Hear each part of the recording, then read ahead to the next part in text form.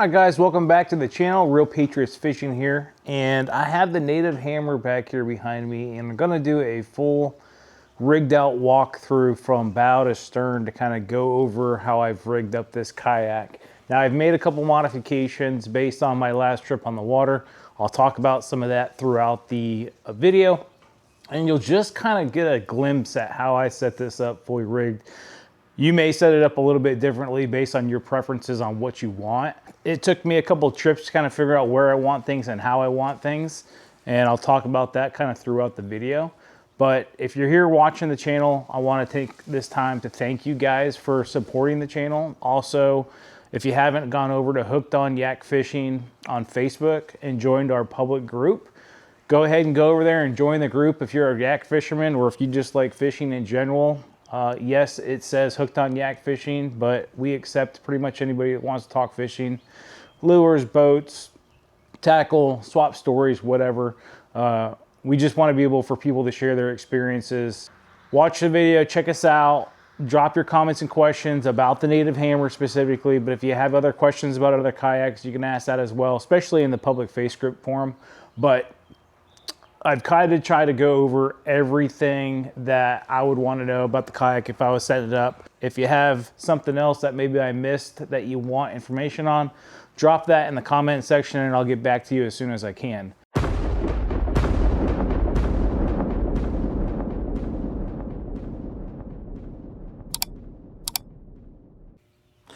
All right guys, I'm gonna start at the front here and work my way from the front all the way to the back and kind of show you guys what I've rigged up.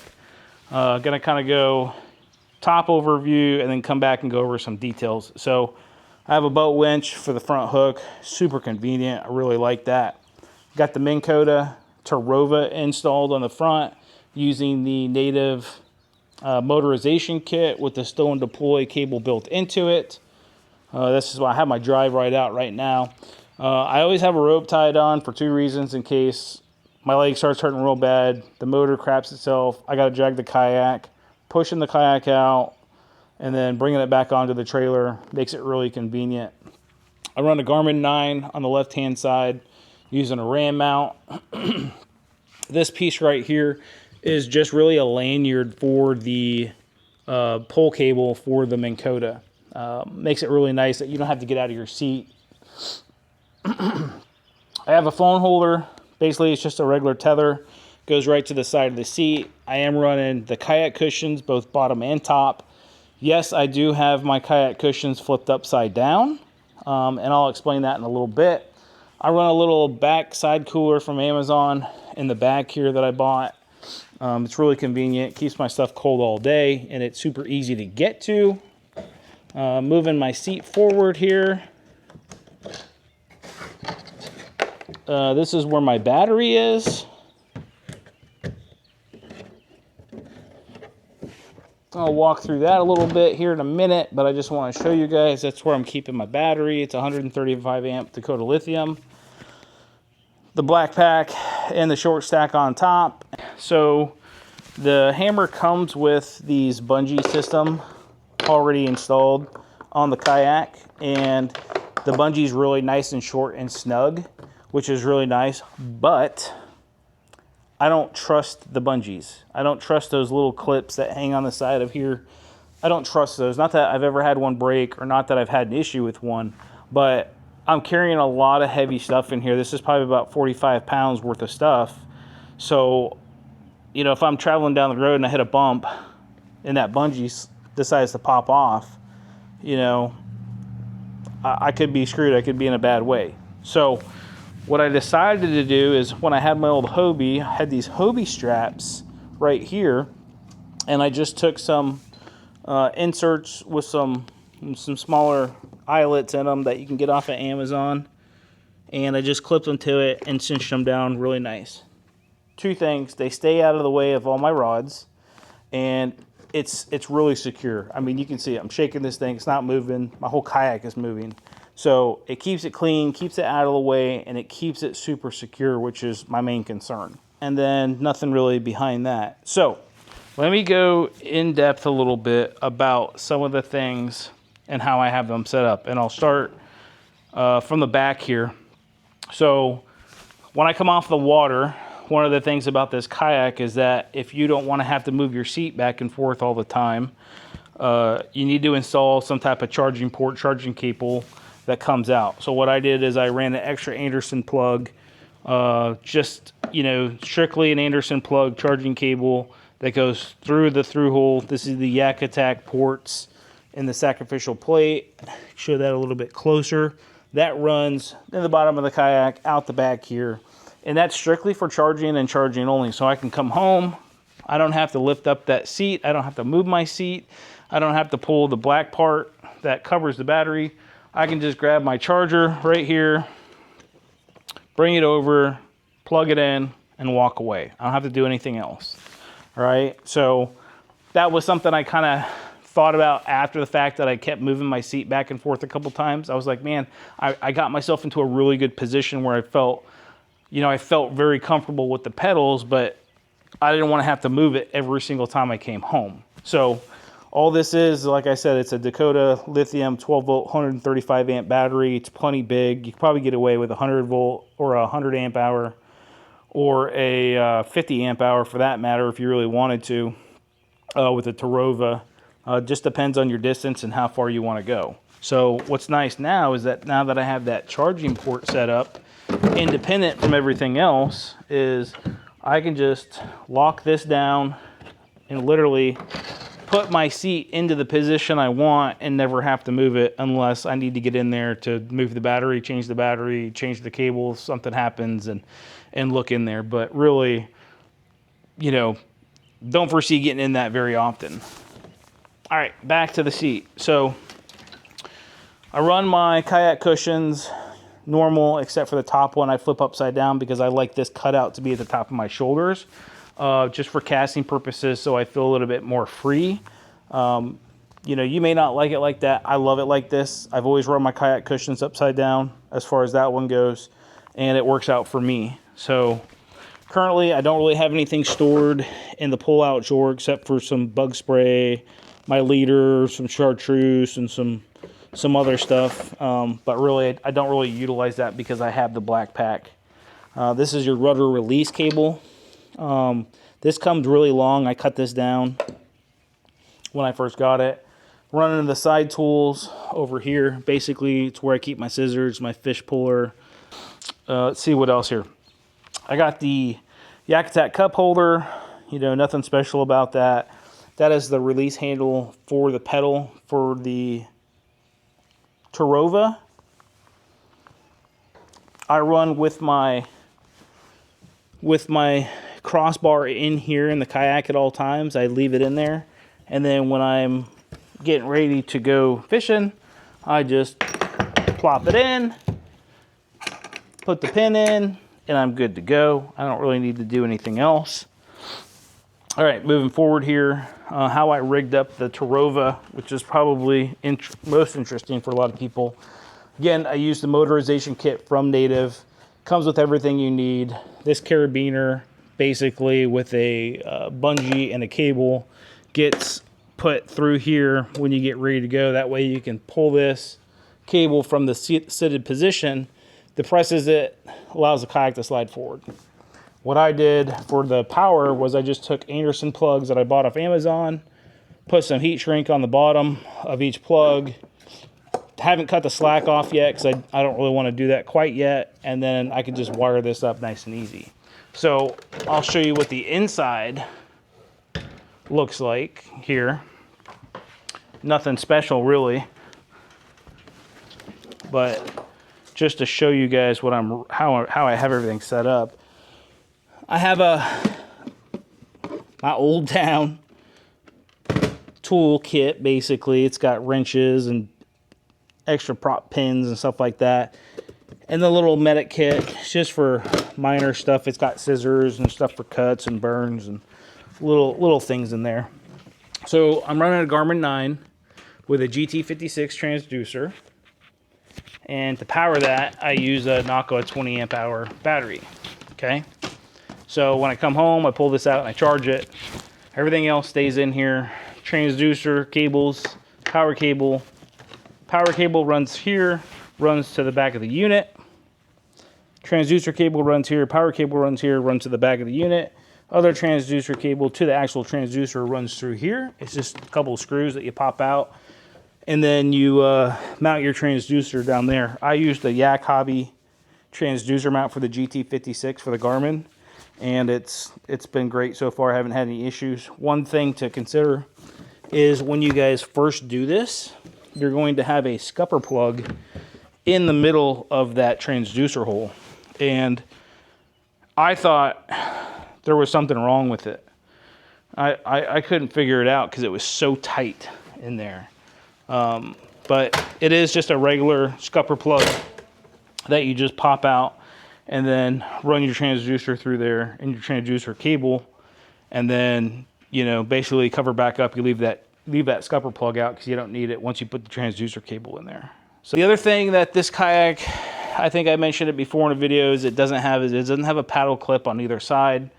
You know, this kayak's not really designed to be paddled. You can paddle it. It paddles very easily.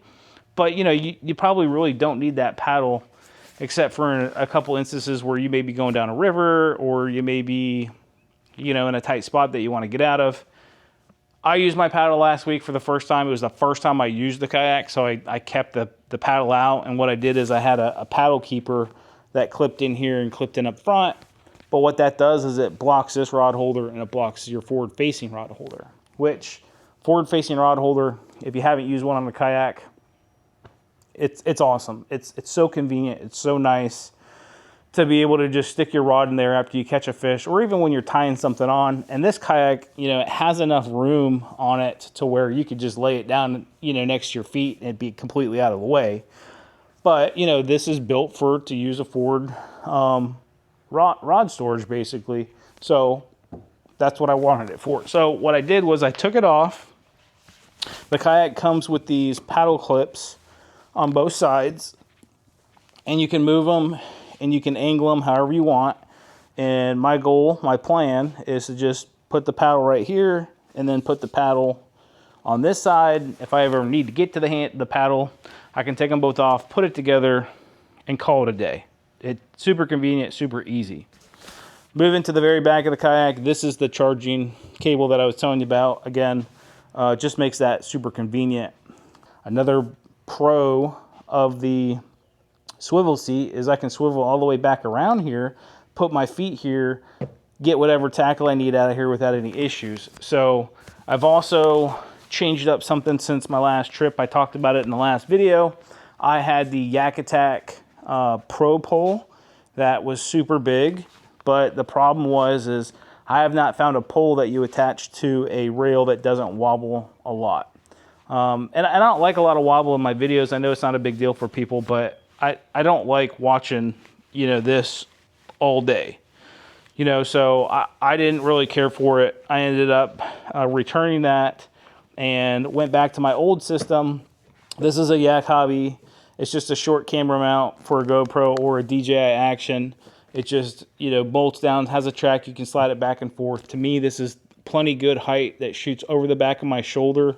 So basically, you know, it's looking like right about like that. And it does a really good job. It's super sturdy. It doesn't move a lot. You know, this is the whole kayak moving, but this is one solid piece of aluminum. So it doesn't really shake. It doesn't shake in the track mount system itself.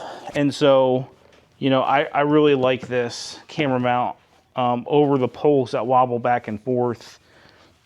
So that's how I run it. 4 rod holders on each side of the kayak.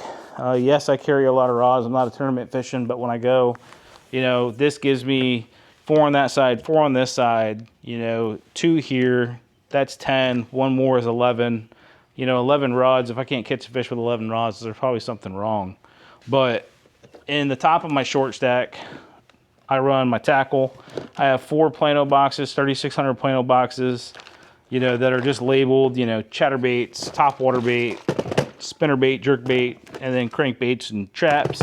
And that's all I run in the top. I can throw trash. I can throw extra lures in here if I want, or, you know, if I need to put sunscreen or something else in here or a tool in here, I can put that in here as well.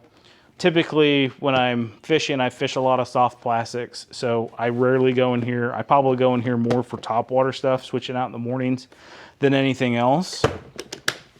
And then in the bottom of the black pack, I have every single one of my plastics. And I'm going to do a review on these bags when I use them a little bit more, but these are Cast King worm bags, basically. And so, you know, if you open them up, it's just like any other worm bag. They got a bunch of different compartments, and you know, you can buy extra bags, and you can buy bags that have splits in them and do whatever you want. But what I did is I took all my plastics, I put them in individual bags, Ziploc bags, and then put them in here just so they'll last a little bit longer and I don't gum up these here. Typically, I'm not switching out a lot of plastics in the very beginning, and if I am, I'm stopping. But I used this last week, and it was really convenient to just grab this bag out, put it on my lap, open it up, know what I wanted. They do have some labels that come with them. I didn't care for them, so what I ended up doing is just taking some, you know, standard duct tape, and you know, I got a bag for my trailers, I got a bag for nothing but drop shots, all my worms, so that's shaky heads, that's trick worms, that's wacky worms, that's everything in that bag. And then I got rage bugs, rage menaces, craws, stuff like that. And or this bag is my lizards, brush hogs, and my craws. So, and that's all I really need. This bag is basically a micro bag. So it's an old Bass Pro bag that I have, and it's really not a bag, it's a case. So this is where I keep my Nico tadpoles, my Helgermites, my micro fishing baits, my crappie jigs, my Ned rig stuff, my Ned craws. So that's what that's used for. Again, I don't go into a lot of this stuff a whole bunch, but it's nice to have when I'm there and I'm trying to figure the fish out. So in the beginning, I made, you know, be switching out stuff pretty good, but as I start fishing, I figure them out. You know, I might go in there and grab a different color of something that I like, and just throw it in the side pocket up here, which gives me the ability to just not have to come back here and get in this stuff.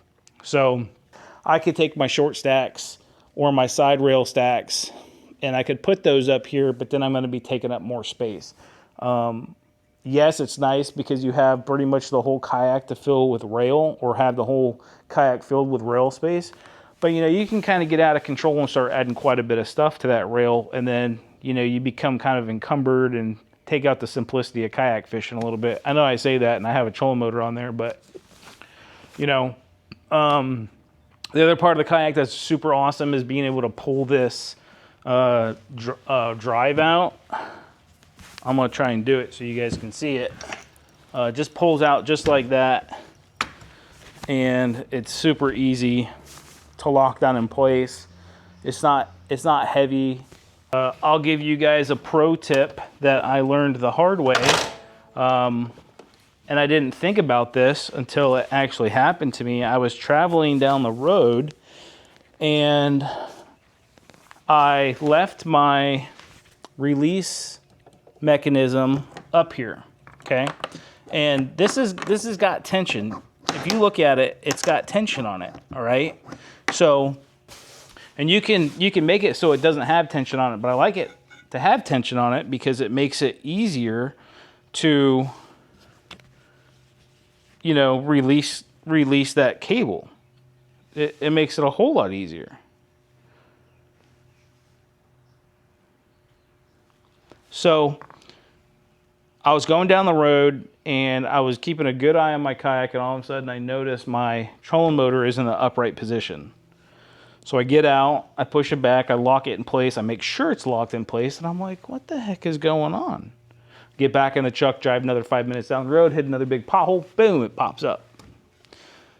Then I got to thinking, this release is probably a little bit too tight, right? This release right here was putting enough, just a tiny bit of tension on it, enough to where it would shake and it would pull it down and pop the trolling motor up. Lesson learned, I unhook that thing every single time now. So the other side of the kayak here, basically, you know, if you're looking, this is a Garmin 9, and I have it set up with just a yak mount, super easy. This is the release handle for the Minn Kota. I got the Yak Attack cup holder again.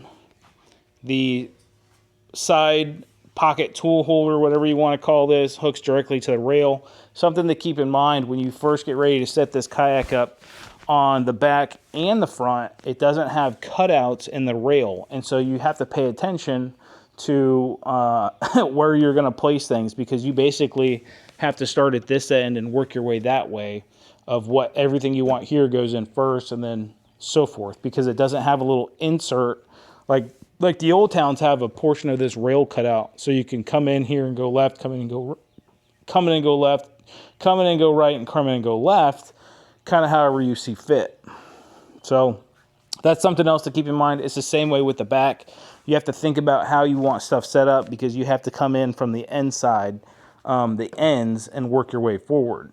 So just think about that when you're rigging it up. You know, you'll probably move things around numerous times like I did. Once you get out on the water, you can figure it out and figure what you like and what you don't like. And usually that just only comes with your personal preference and how you want to fish. So that's pretty much it. Trying to think what else. It's a great kayak so far. Cuts through the water nice. It's fast. Like I said, I'm getting upward speeds between 4, 4.5, 3.8 if it's really windy and the tide's coming against me. No water in the kayak at all. The only water I got in the kayak is from my boots or from my paddle. It stays completely dry. I'm running just the regular scupper plugs in there that come with the kayak. And that's one of the reasons I really went with the Native, is because the deck is so high. If you look at it, has short gunnels. So for me, with my leg injury, again, it's easy for me to step in. I don't really have a problem getting in and out of the kayak. The Old Town, it's a lot deeper. Therefore, the deck is a lot lower. And so what happens is you get a little bit more water that comes up when you stand on the front compared to this.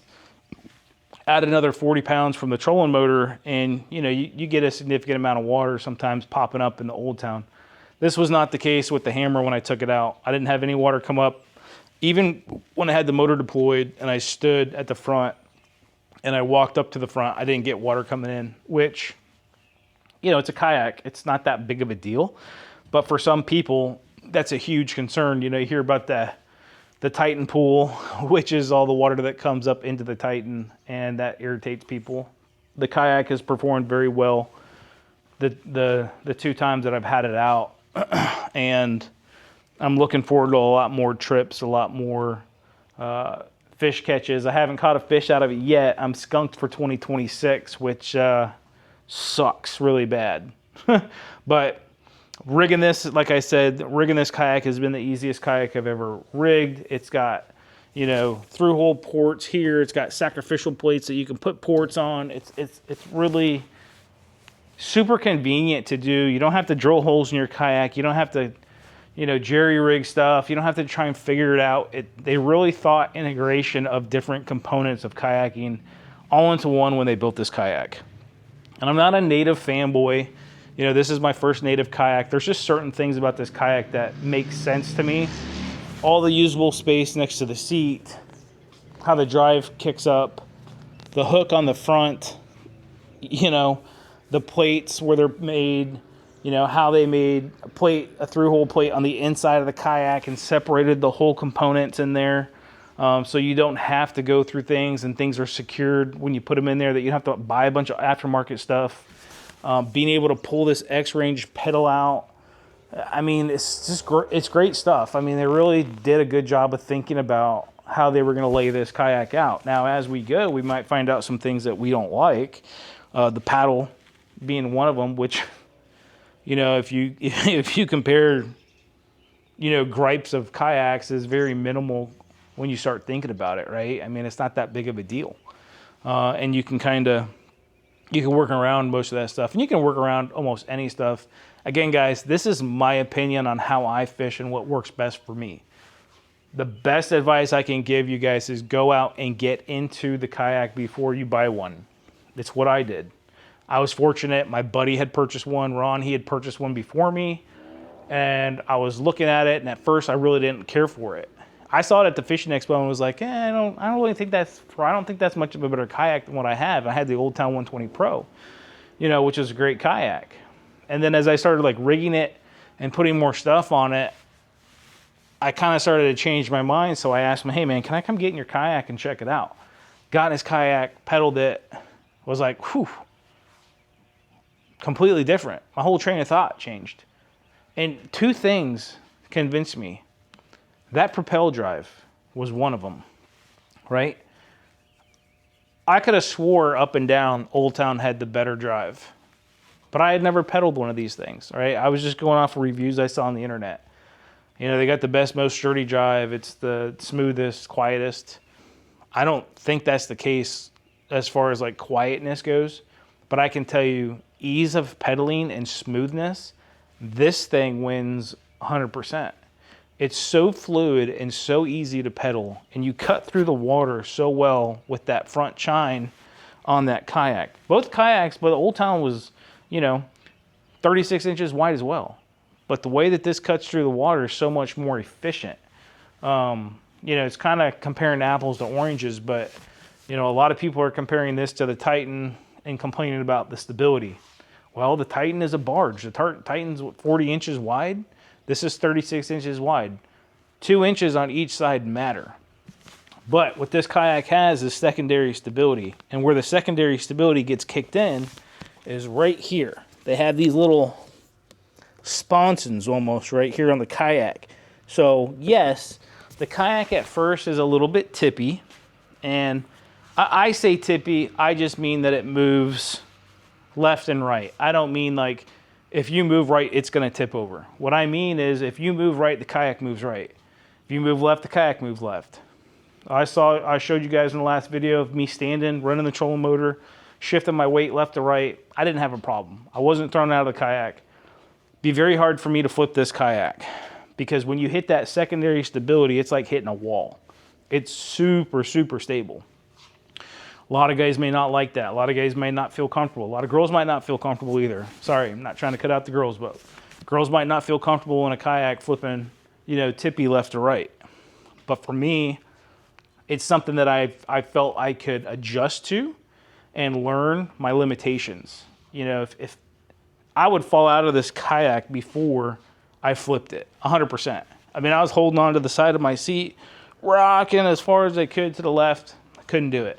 I went and I stood on the left-hand side, all my weight, lifted up one leg, you know, as good as I could without, you know, falling, and ended up not having an issue. So, again, the best piece of advice is to go out there and check it out and see what you guys feel comfortable with. Sometimes you have to get in that kayak a couple times too, you know. I remember when I went from a PA-14 to a PA-12 that I did not feel comfortable. I felt like I was going to flip over. I was like, man, this was a bad decision. This is a horrible decision.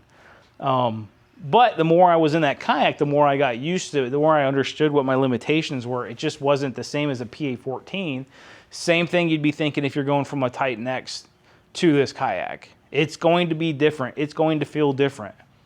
But you know, that primary stability of being able to lean to the left and lean to the right, it also helps you turn faster. This kayak turns on a dime. And I mean, it's there's no comparison of trying to turn this kayak versus an Old Town or a Hobie. I mean, and it tracks way better too. Hobies are notoriously horrible for their tracking, in my opinion. I've owned a bunch of Hobies. I was in a Hobie for 12 years. I went from a PA-14 to a PA-12 to a PA-360 back to a 180. Had them all, right? I didn't have an Outback, but I had all the PAs. Every version of the PA they make, I had it. So I have a little bit of experience in comparing, you know, stability, tracking. To me, this kayak probably tracks the best. What I need to do from my last trip is I need to tighten up my rudder handle a little bit. I do have some rudder play, but it's also cold here in Virginia, right? I don't touch my rudder controls until it heats up and it warms up. Why? Because plastic changes with the temperatures. So this could tighten up a little bit. This could loosen up a little bit. Things can change. You have to keep that in mind when you're dealing with plastic and it's cold and it warms up. So again, that is the full rigged walkthrough of this kayak. Hopefully I didn't miss anything. If you guys have questions and you want to know how and what exactly I bought, I'm not going to link every single part that I bought. Most of this stuff is, you know, can all be found on Amazon. If you're looking for, I would say, you know, the first thing you should do if you're going to end up rigging a trolling motor is go out and buy Anderson plugs and these Yak Attack through-hole plates, because you're going to need probably 4 to 6 of them, and sometimes they're out of stock. Everything else I've used has really been native or specific to Minn Kota. Justin, I think it's Justin Floyd, has a bunch of really good videos on how to rig this stuff up, how to set it up. I mean, me and the wife sat out here and did it in one night. Basically, we set everything up except for the charging port. You know, and it was fun. It was simple. I wasn't racking my head and figuring out, how am I going to finagle this? I know how this is made to work, but it's really not working the way I want it. So check out the Native Hammer. Give it a try. If you're here in Virginia and near Richmond and you want to come jump in this kayak, let me know. I still have the Old Town 120 Pro. If you want to jump in that kayak, let me know. I will let you come out and demo these 2 kayaks, and you can make a decision on your own. You know, it's all about educating people and helping people get into the right thing that makes them comfortable. And not everyone is going to have the same opinion or even the same experience as the next person. Like I said, I'm 205 pounds, 5'6". I'm kind of short, fat. You know, my buddy Ron, he's tall and lean. We both like the hammer. You know, but I could see if you were a bigger guy, you may not want to get into this kayak. But the platform itself, riggability, movability, functionality, bar none, it's probably one of the best on the market, if not the best on the market right now. Pedal for me is therapeutic due to my leg injury. I feel better when I come off the water than I do when I go on the water, because this is just like me riding a recumbent bike all day. It's basically 6 to 8 hours of physical therapy.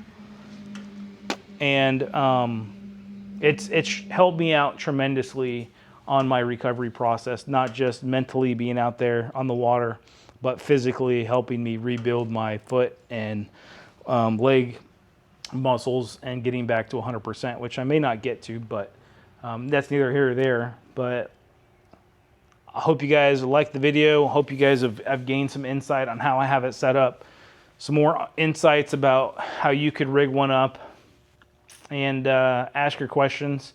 And I'm a firm believer in sharing knowledge and sharing experiences so people can learn. I don't care if you're in a Pelican or an Ascend or a kayak you bought out of Walmart. Join the page, Hooked on Yak Fishing. It's in Facebook. It's a public page. Anybody can join. Even if you're a bass fisherman and you fish out of a boat, or a saltwater fisherman and you only fish the coast and you just want to get into kayak fishing. Or if you just want to sit there and talk fishing or fishing lures. We're not discriminatory towards people. We're not going to cut your footage because you don't do something we don't like. We're open to pretty much all experiences of all levels. If you're tournament fishing, you want to join, you want to share your content, share it. That's what we're here for. We're not here to manipulate people's opinions or tell people what to do. Either way, we're here to be open and honest. And again, I'm not sponsored by anybody. I'm not sponsored by Native, not sponsored by Yak Attack, not sponsored by Minn Kota. I'm not even sponsored by my $40 lose rods over here, that I'm throwing half the time. So anything that you get from my channel and my buddy Ryan Holder's Outdoors as well is going to be an unbiased opinion on stuff that we actually use and we actually believe in. If we don't believe in it and we don't use it, probably not going to talk about it. I'm not going to go out and get sponsored by a company to push a product I don't believe in. If you see something on here and I end up getting sponsored, great. But I can tell you this, I won't be bullied into pushing a product that I don't believe in. I believe in supporting small businesses and products that actually work, whether the cost is high or low, right? Some things are in this industry have gotten out of control and ridiculous and make it unattainable for some people to fish. I'm fortunate enough to where I can afford this stuff and do what I want to do, but I also came from humble beginnings to where I used to run a $100 John boat and saltwater fishing out of Savannah for 5 years. So I know what it's like to start from somewhere and work your way up, and that's what I'm doing. And I want to share that experience with you guys and teach you guys what I've learned. So again, thank you for subscribing. Thank you for watching. It really does mean a lot to me when I'm getting comments, even the negative comments, because we get negative comments. Even that negative stuff drives me a little bit each time to do a little bit better. And then sometimes you just got people that just want to bash people for no reason. That's okay. They're entitled to their opinion. I don't got to agree with it. I don't got to buy into it. I ain't got time for that type of negativity and hate in my life either. I got fish to catch. Obviously, I haven't been doing enough fishing in 2026. I haven't caught a fish. That's going to change. So again, thank you guys for watching. Appreciate your support, and good luck to you.